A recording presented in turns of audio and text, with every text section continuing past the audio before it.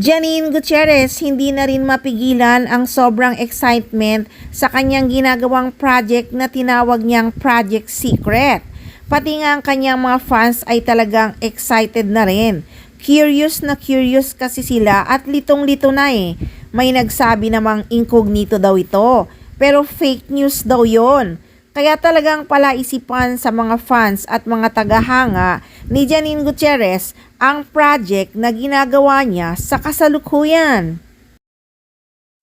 May post na naman kasi ang aktres na Day 51 na may dagat na view at bundok at langit.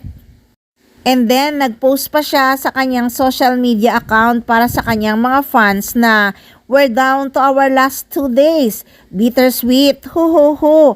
But I can't wait for this to come out. I can wait to watch it too.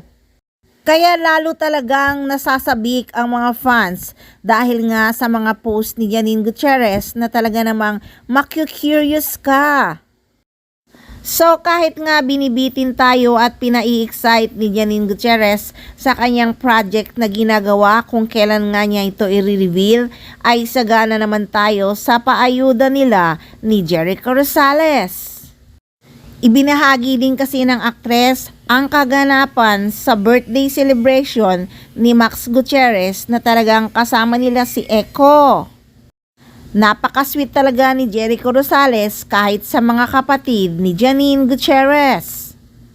Anyway guys, abangan din si Janine Gutierrez sa The One Beat Fest Run 2025 happening on September 28. This scenic sundown run will take you inside the beautiful Ateneo de Manila campus.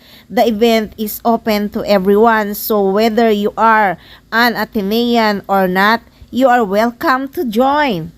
Hey guys, run the fittest party in the metro, the One Beat Fest or OBF Run. It's happening at the Ateneo de Manila University High School grounds on September 28, 2025. Of course, that's along Katipunan Avenue. And the Run and Music Festival 2-in-1 sundown event is for the benefit of the scholarship foundations of the Ateneo High School Batch 2000 year. So, tara na, takbo na. It's gonna be a super exciting and super fun event. One beat, one run, one big festival. OBF! So ayan guys, award-winning actress Janine Gutierrez supports the One Beat Fest Run 2025. Nako, siguradong maraming magjo-join dahil makikita nila roon ang actress na si Janine Gutierrez.